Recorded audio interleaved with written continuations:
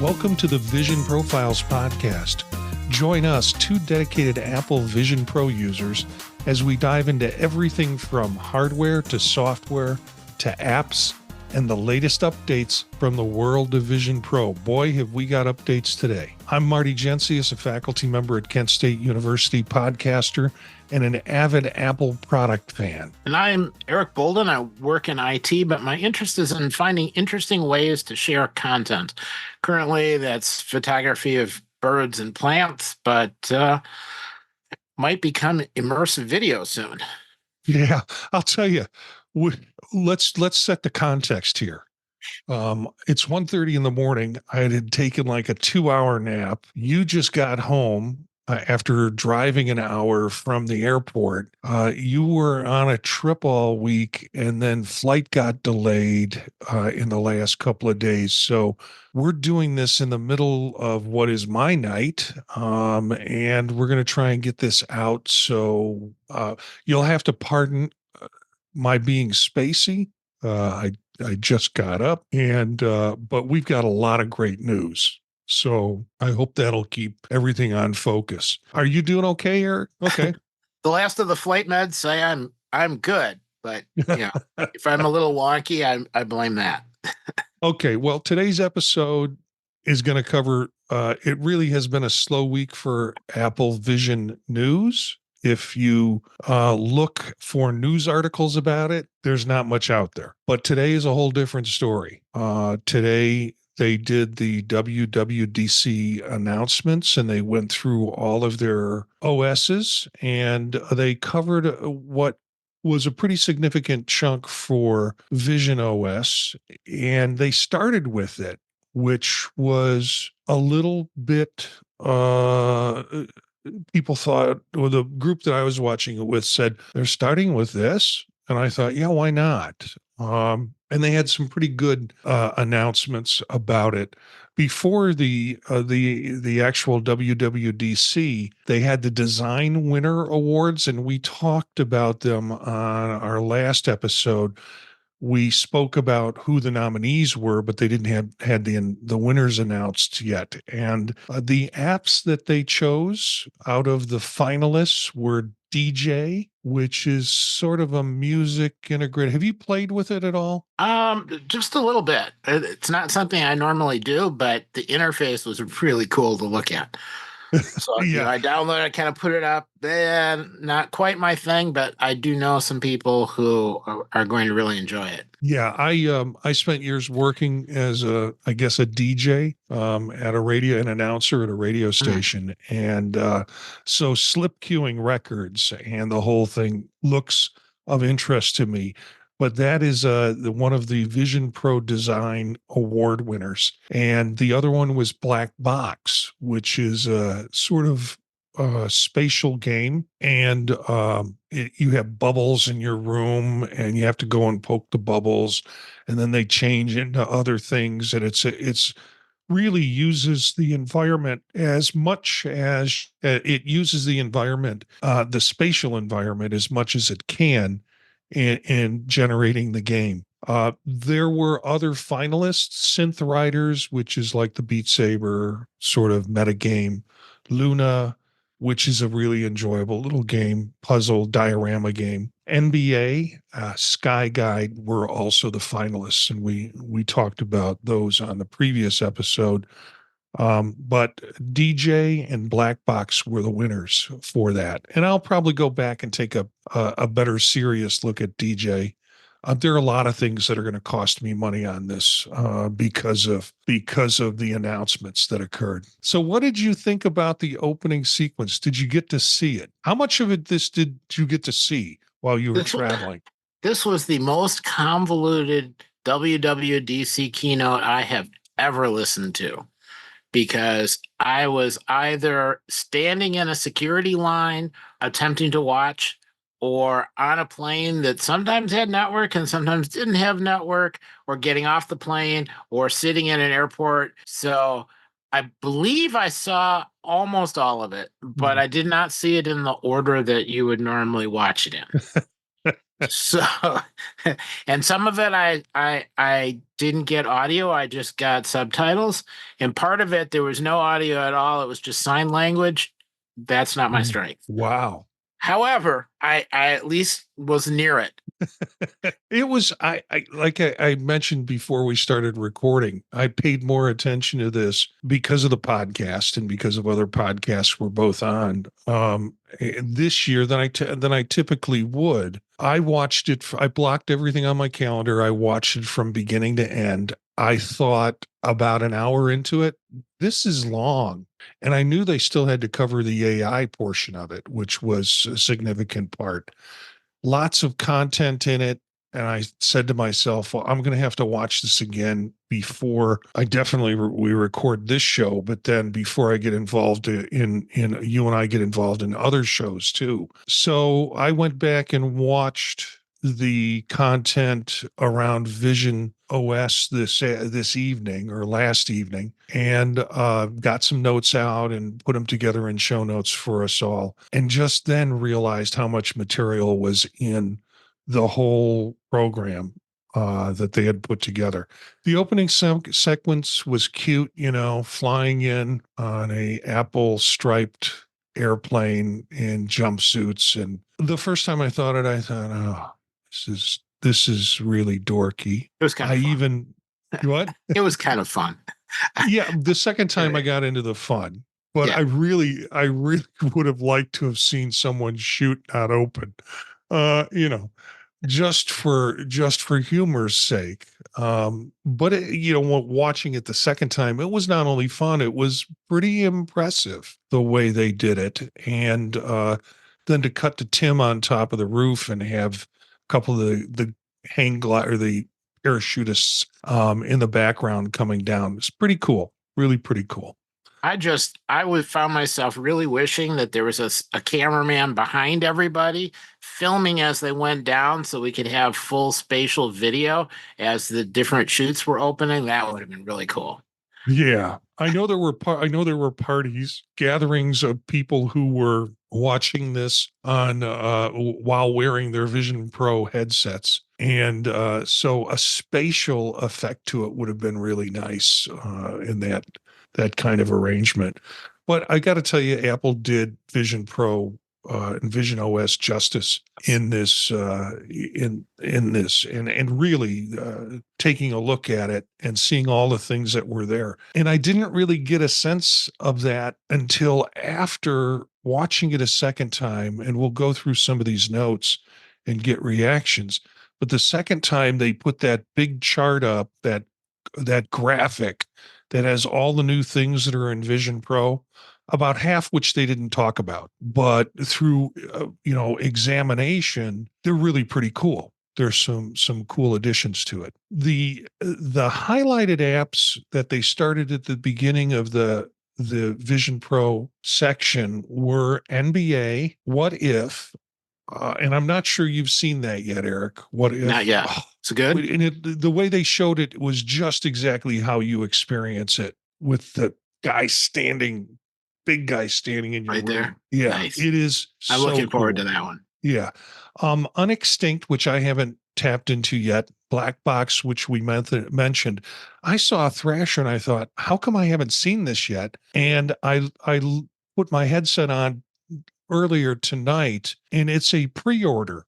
So you can pre-order this game. That's showing up now in the app section on Vision Pro. Runaways, Game Room, Kung Fu Panda teaching you Tai Chi, SAP, and MyMako, which appears to be sort of a medical. Well, they used a demonstration of a medical sort of diagram app.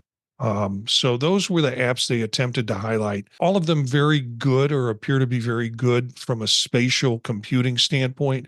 None of this is flat computing.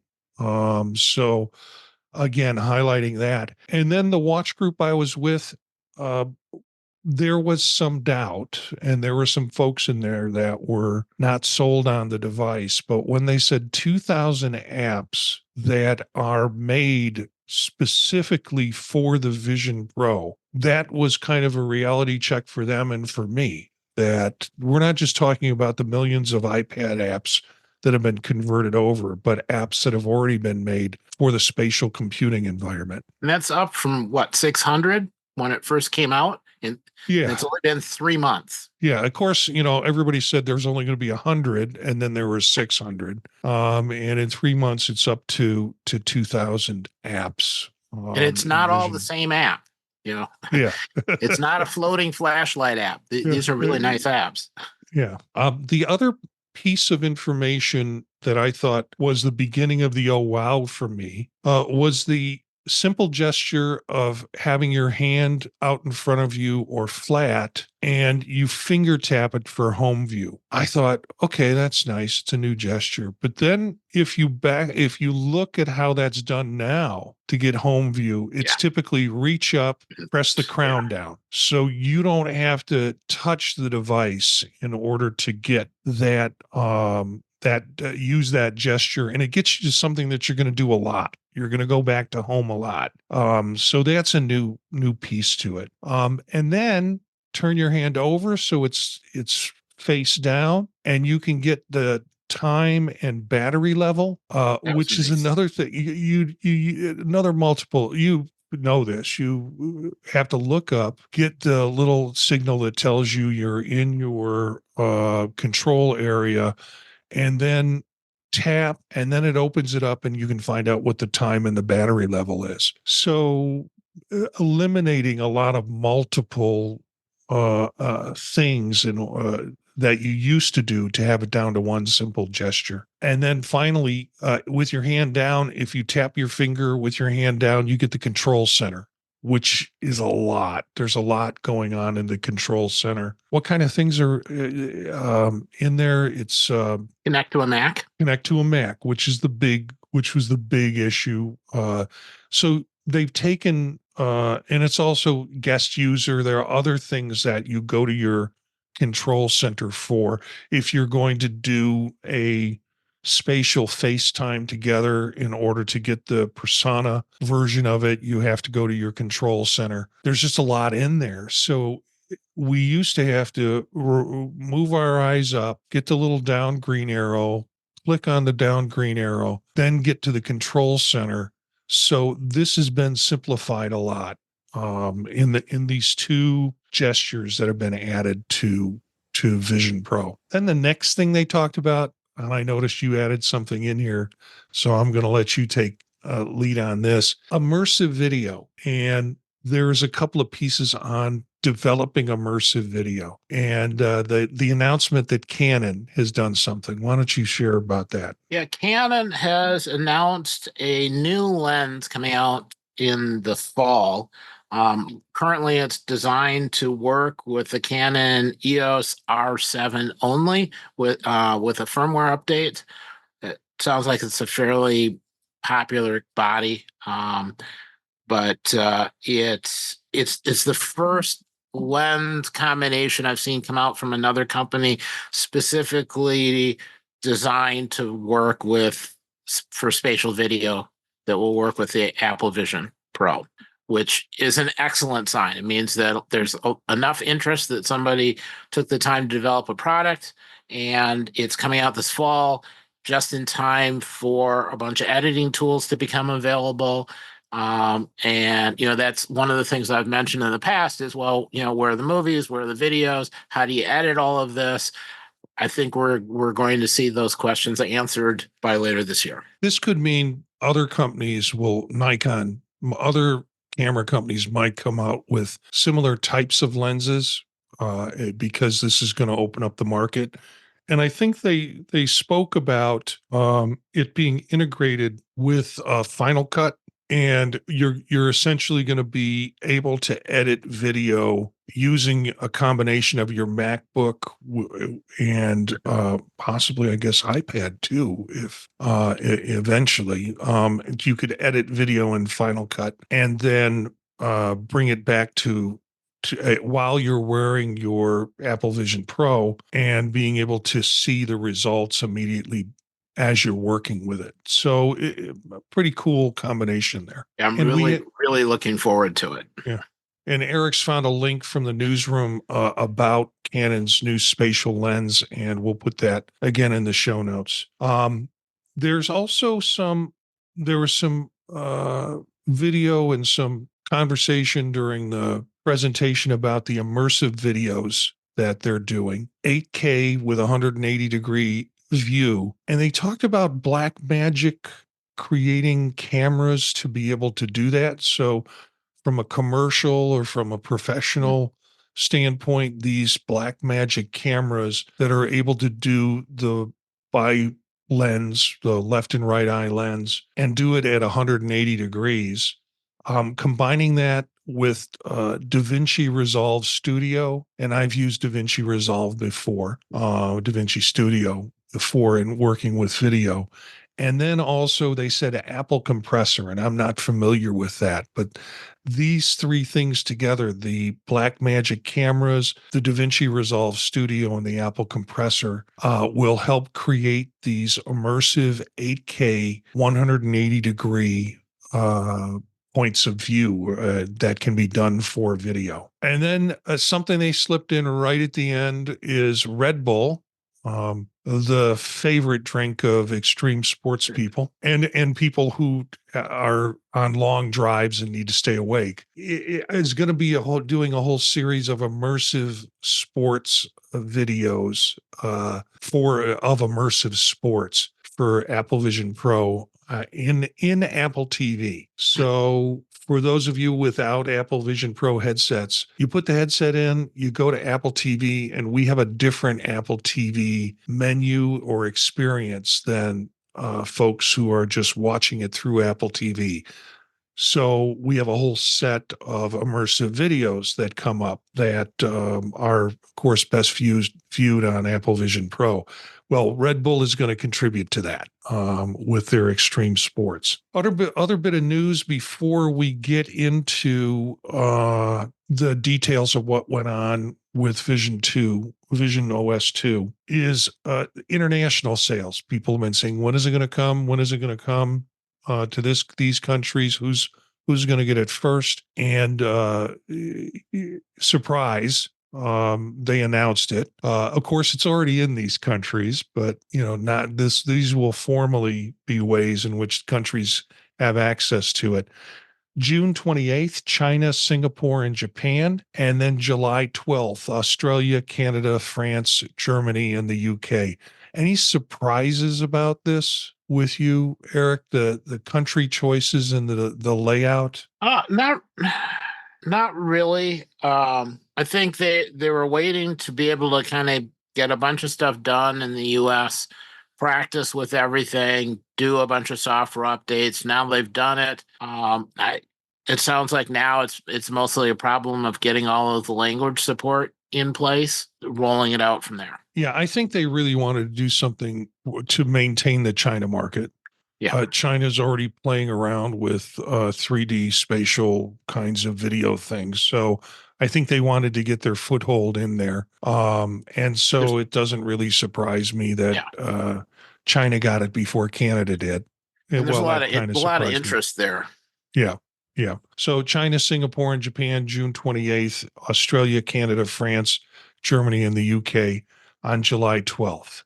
So we're starting the official distribution worldwide of the Vision Pro, which is cool. Now, so much to see what the reaction is as more people get their hands on an official unit. Yeah. Yeah. And how it might influence developers. I mean, there's a lot of development going on from China already. I mean, app developers are working in the environment and creating Vision Pro apps already from China. But it will be interesting to see what happens when it gets a full release there. So what's new in Vision OS 2.0? I had a hard time trying to load it. That's because I got into I think I got too deep into some betas, and I was on like Vision 1.2 something else and could not find the beta options anymore on my so I wound up trying multiple ways. They asked me to upgrade or to update the software from 1.2 point something to 1.2 point something else. I did that, but it was the beta options were still not available, and I spent some time looking in the developer section for any resolve of that, and couldn't really find a way to fix that. So I reset my whole headset, and that took a little bit more time. And it was only around 9:30 last night that I got Vision OS 2 loaded on my, and then it was like, well, I got to go to sleep because I got to wake up and do this thing with Eric, but I want to play. Yeah. And so I have it on, and I'm going to have to set up some more programs that I did. But there were remarkable many programs that I purchased and loaded in the purchase section that is like, nah, I don't need that. Nah, that's okay. I don't need that. So I have less and less on it now, but gonna get back in and try and get into all these different pieces and road test them. Some of them aren't available yet, and it'll take some time, I think, before they get available. The first one that stands out, and one of the first ones that they talk about, is creating spatial photos from your 2D images. What'd you think of that, Eric? I didn't really use that before. I mean, I'm kind of feel bad for the developers that came out with software to do that. But it seems to appeal to a lot of people. And I think it gives people who don't have an iPhone 15 or an Apple Vision Pro that was around taking pictures, a way to get pictures that have some extra depth. So I think it'll be popular. Yeah, I noted that. I think it's going to Sherlock a couple of apps. I think there's one that I have that is a subscription, and I think that's going to be the first subscription I drop, because there have been of the two apps that I've looked at, one I thought was pretty good and pretty cool, but it wouldn't work on every photo I threw in there. The other one seemed to be able to work on more photos, but as you created dimensionality in it, you got like a shadow. I mean, it was a smaller version of the person standing behind a bigger version of the person, a slightly bigger version of the person. So it didn't look very natural. Mm-hmm. Now, Apple might have done its magic when putting together the announcement, but their version of it looks pretty good in terms of being able to create spatial view. So they might have some magic in the process. I'm anxious to see what this looks like. I probably, when I get into photos tomorrow, I'll probably play with some and see what it looks like in comparison. But yeah, I feel like you. I feel for the developers, because I appreciated every developer that had something on there to play with, and they got money from me, so God bless them. But I think this is a revenue stream that might dry up for them. Yeah, I'm kind of curious to see if, portrait images, where there's that extra depth data, if they work better, or if it doesn't matter, if it works with everything. That's We'll good. just have to see. And I'll check that out. Maybe have something to say about it in our next show. This is functional at this point. They didn't indicate that none of this wasn't.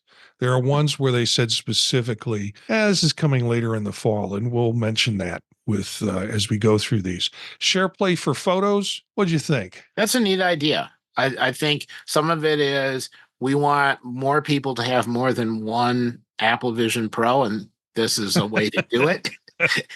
I don't know. I can't imagine sitting around with my family and say, okay, let's look at photos together. Just get the $3,500 device to do it with.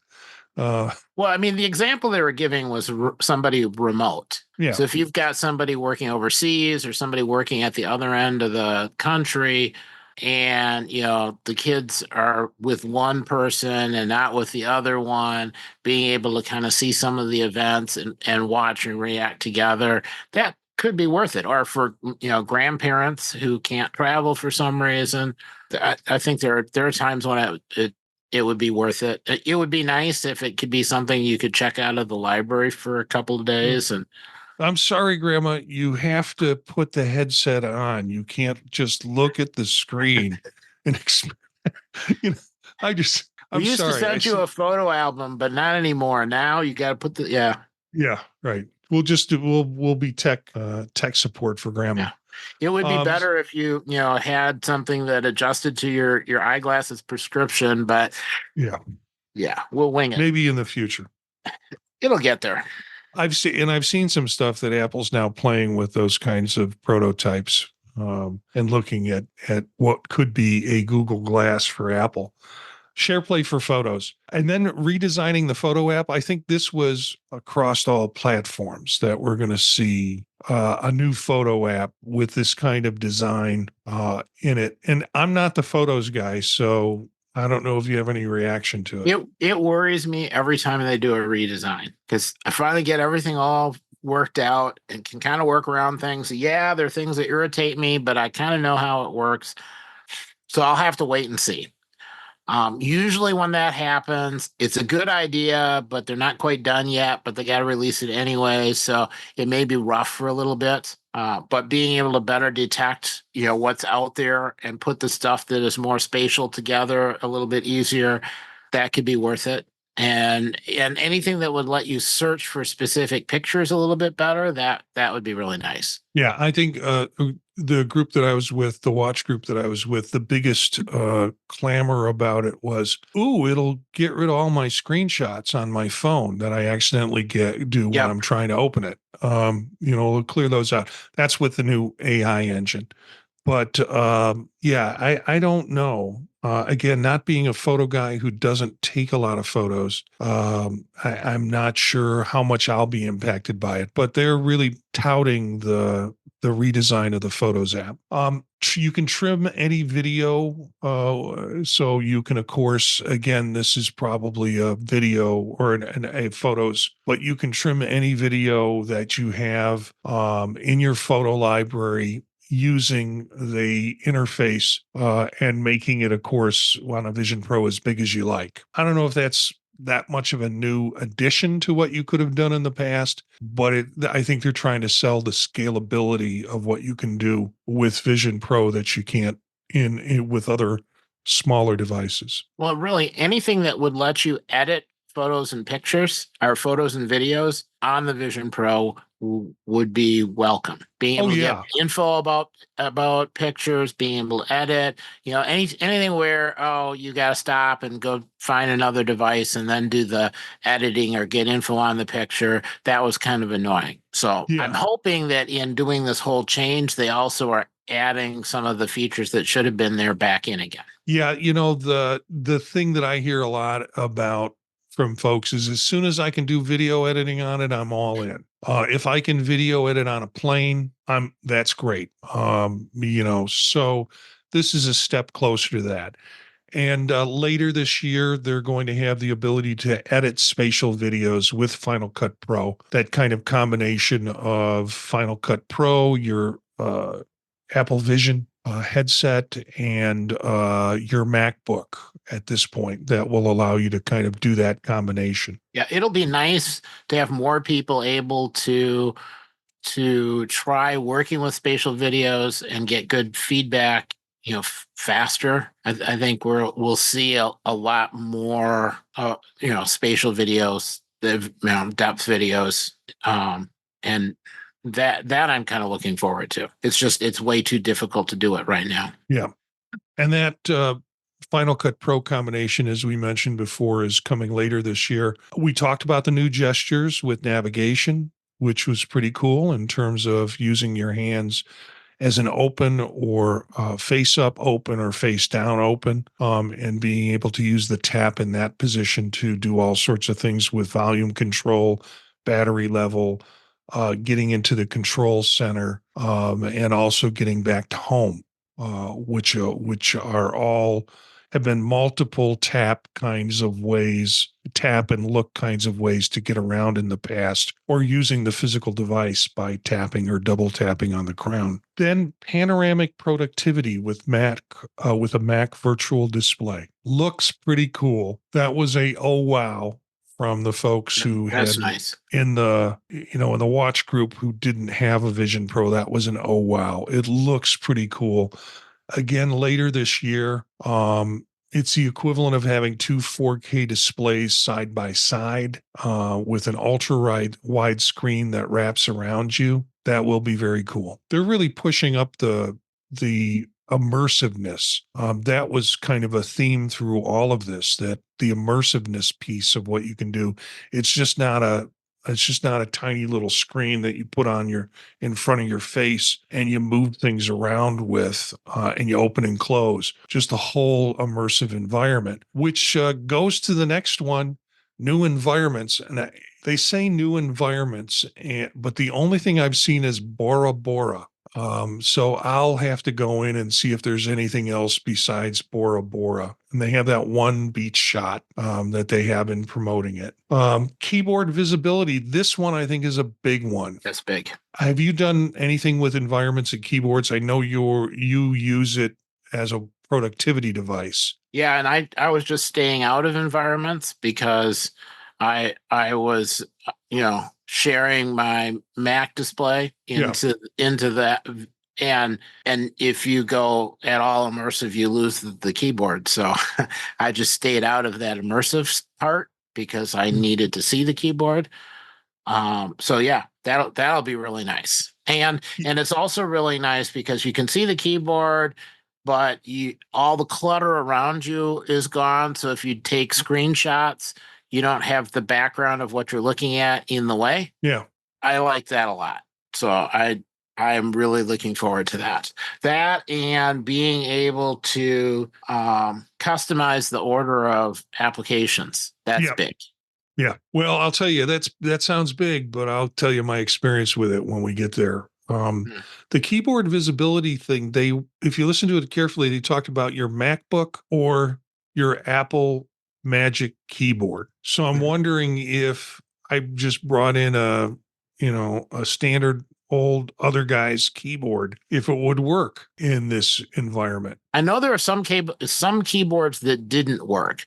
Like the really old battery operated Apple keyboards don't work. Yeah. So it probably depends on the keyboard. Yeah. And just from this visibility or visibility with a keyboard, if it has to be an Apple keyboard for it to work. Watching videos in Safari gets more cinematic.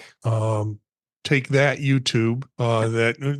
You're not going to work with us. We're gonna push this, and it allows you to kind of use a massive screen, switch from what you're watching in Safari to an environment, and have it as a screen as large as you want.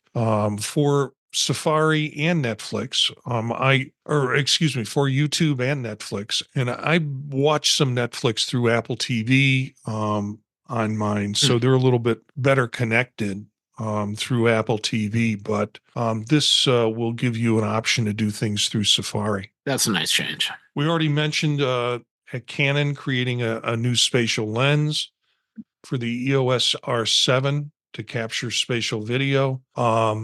There are going to be accessibility or accessories that are going to be compatible. People have been saying, I want my mouse to work with Vision. I don't know why, but I want my mouse to work with Vision Pro. And that's going to happen with a Magic Mouse or third-party Bluetooth mice you can use to navigate Vision Pro. And we'll see whether some of the game folks build that in as an interface option instead of finger pointing. You can use a mouse for some of us old gen folks who still use mice. The movable homepage. Let's talk about that for a minute in terms of apps. I think it's cool. I think it's going to be helpful. That's one of the things you're excited about. Yeah. Now, I mostly because the apps I want to use, weren't on the first page. So I spent a lot of time scrolling back and forth, and that wasn't fast. Yeah.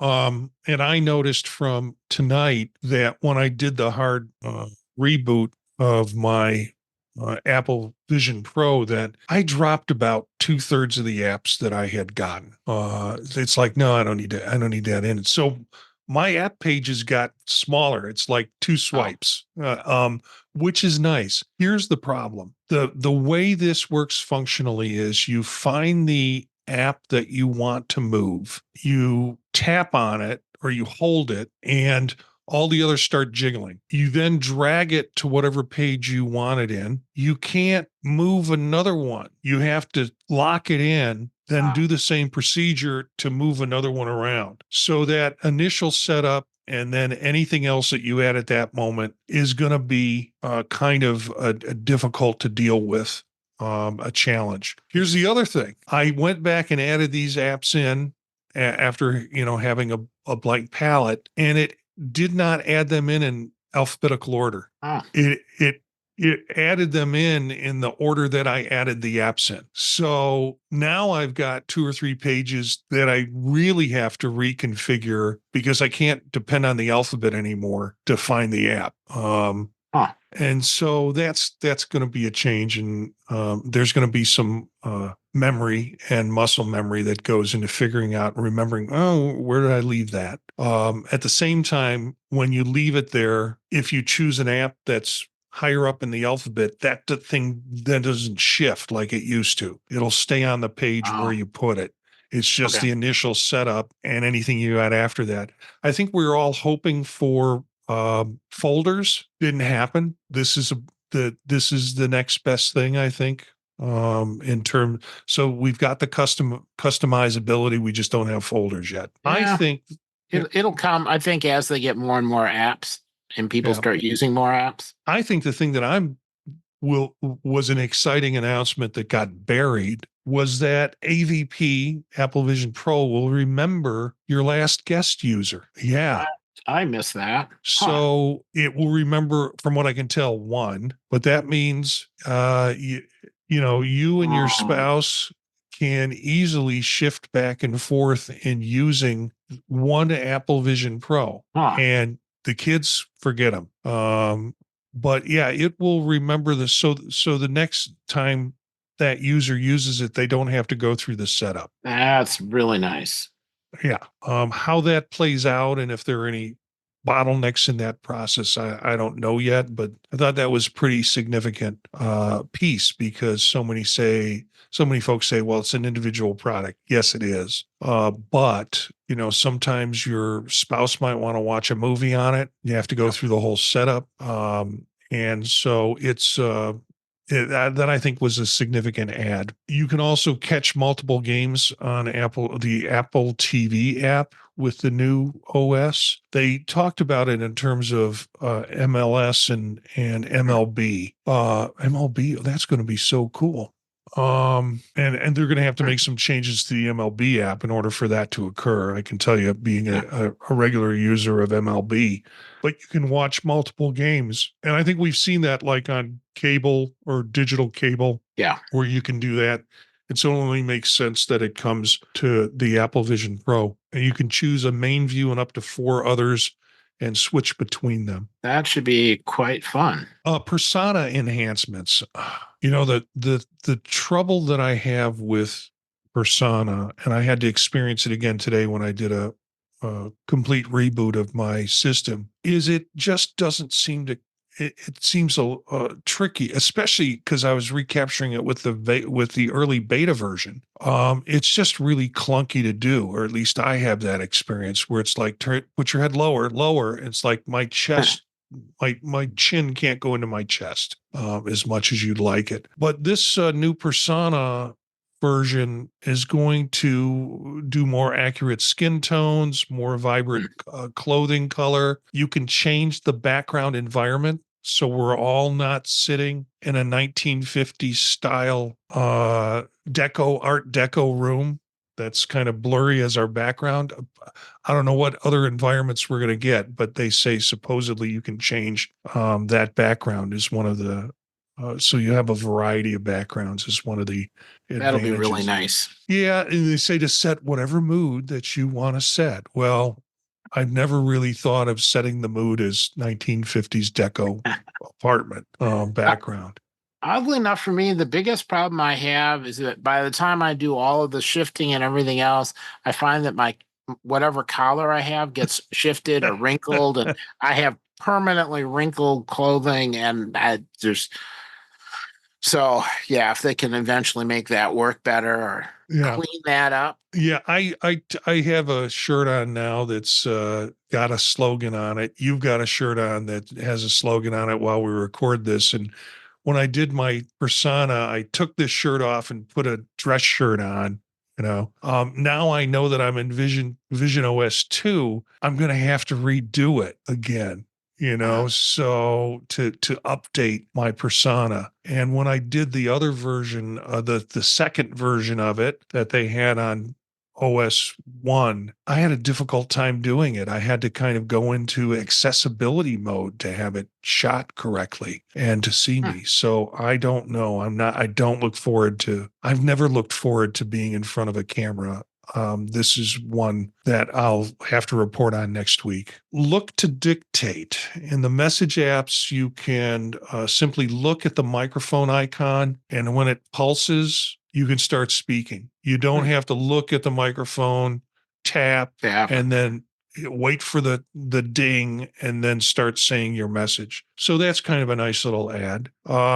You can use AirPlay as a receiver now, or you can use the Vision Pro as a receiver of AirPlay. So the junky videos that people have on their phones, they can now send them to you in your Apple Vision Pro. And it can mirror content from a phone or an iPad on the same network.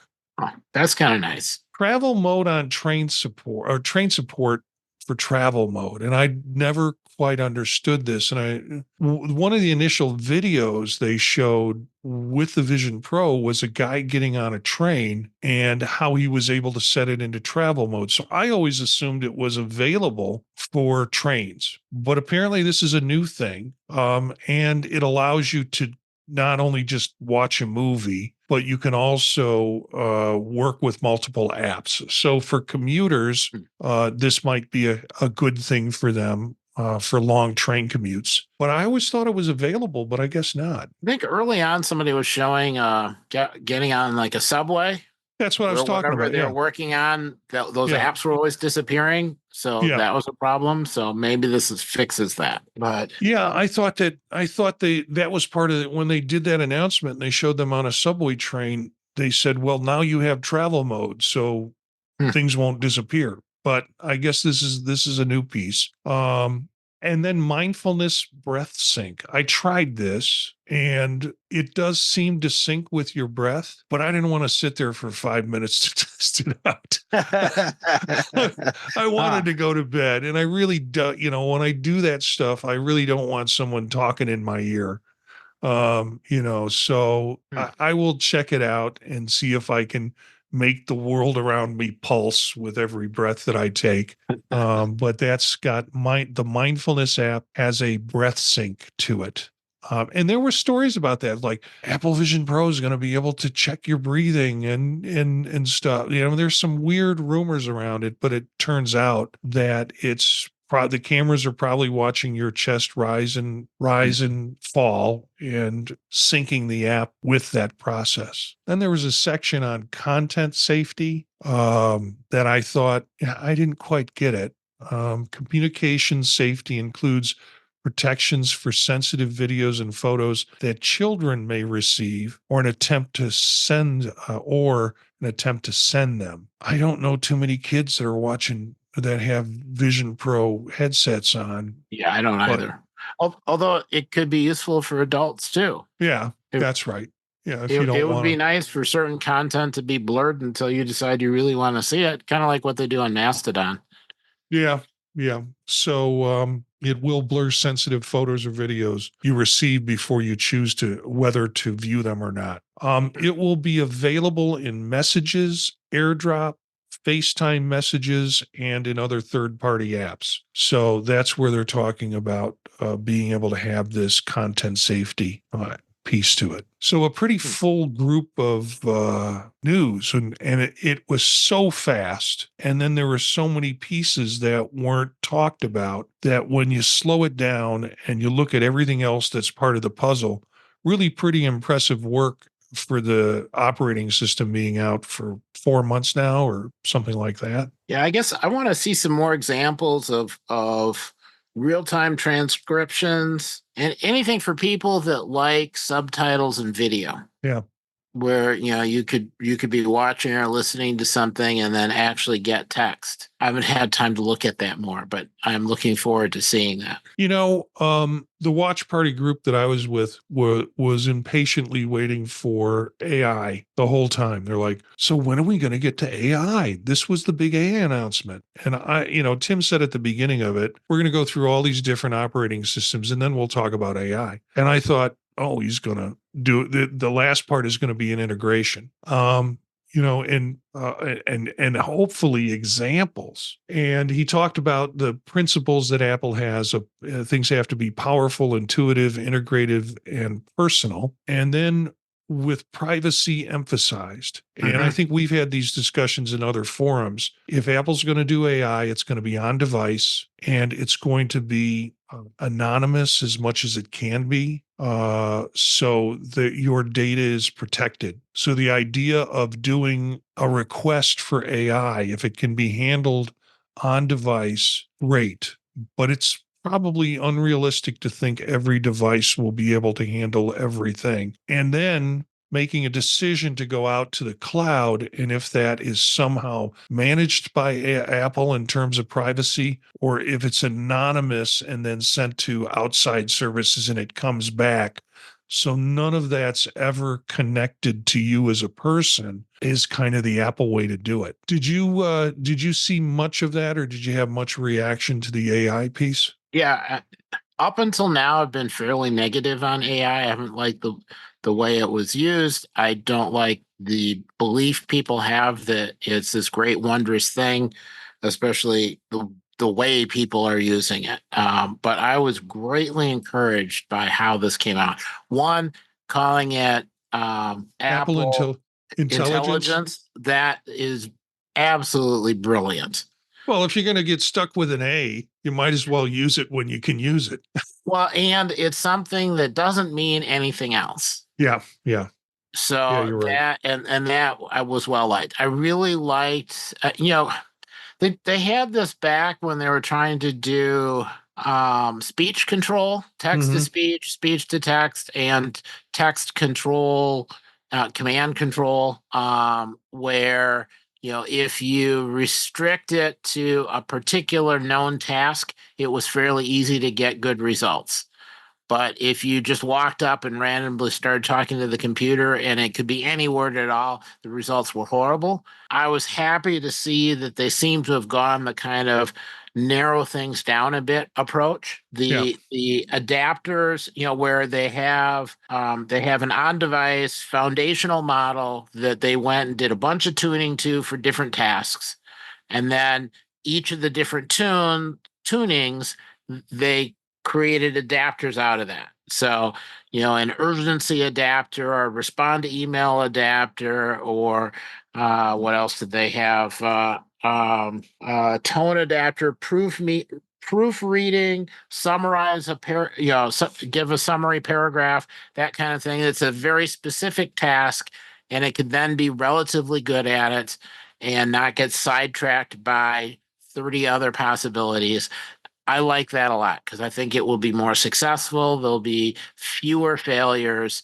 And that kind of model is something, if someone is trying to extend this, you could build an adapter that kind of slots into this whole thing and that is trained for whatever your sets of data are.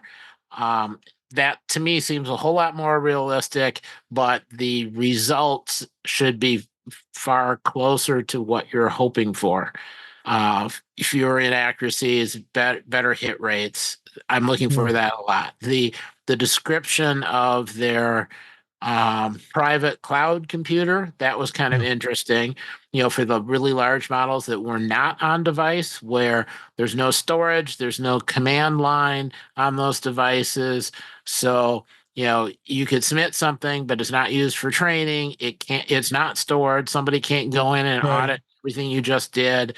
That at least is starting out in I think the right direction. It's the right tone to take, the right direction to take. There's the ability to do some outside monitoring to confirm that it is as protected as they think it is. I like that too. Um, the the tools for images, I liked that it was, what is it, sketches and Right. kind of a cartoony interface. It wasn't generating real people. It was Yeah. generating recognizable representations. Yeah. That appealed to me as well. I think you just get into trouble generating real people.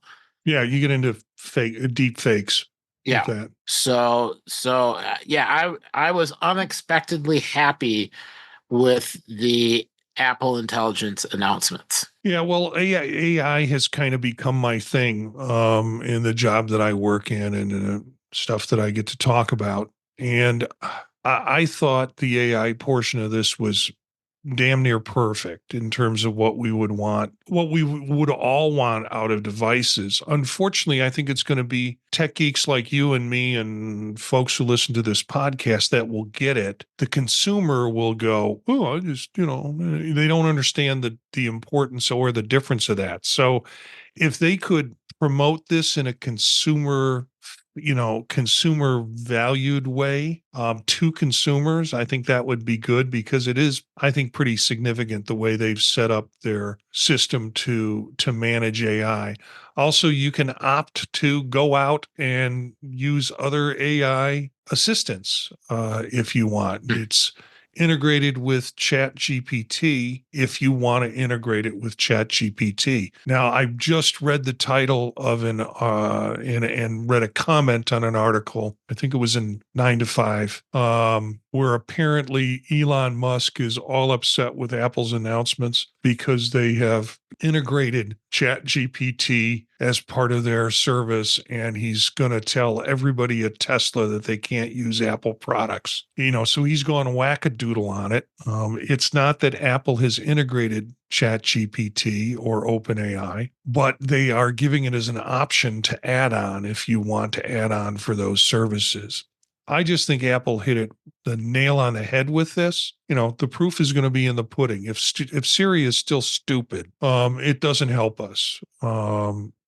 Just fix Siri is what I've always said. But I just really liked how they integrated. The best part for me was if you compare it to the other guys, we've seen Google's what I call sort of a cheerleading approach. AI, isn't it great? AI, but with no context or no depth to it. And then we've seen Microsoft's Overlord, recall, where it's going to remember everything that you've done and store it somewhere. But I think, but not really a lot in terms of practical use. Apple in this announcement, again, it was for developers. So I've got to work it through that filter. That portion should have been for consumers. These are all the different things you're going to be able to do with our integration of AI, because they don't really care about the network or the architecture.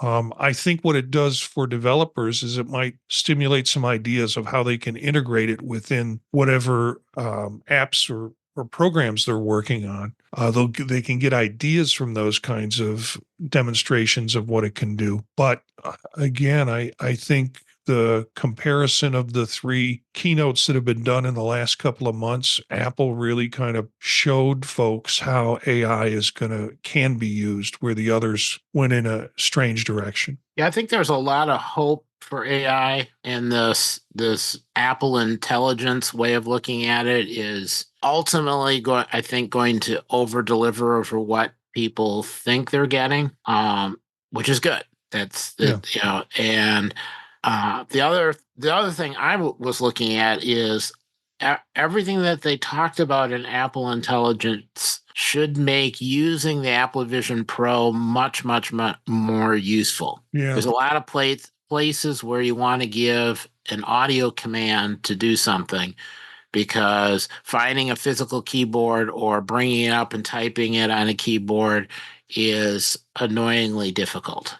Being able to just say, this is what I want to do, and have it figure out the app and launch it and go and do it and give you back the response you're looking for, that's going to start being much closer to, having two people in the room while you're trying to get work done, where occasionally you shout out a question and they shout back an answer.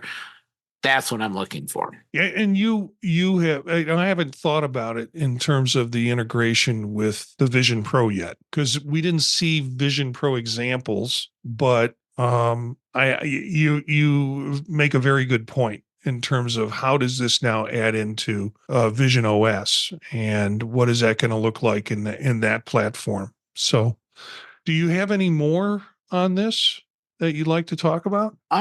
No, I think everything else, I just need a chance to kind of play. Me too.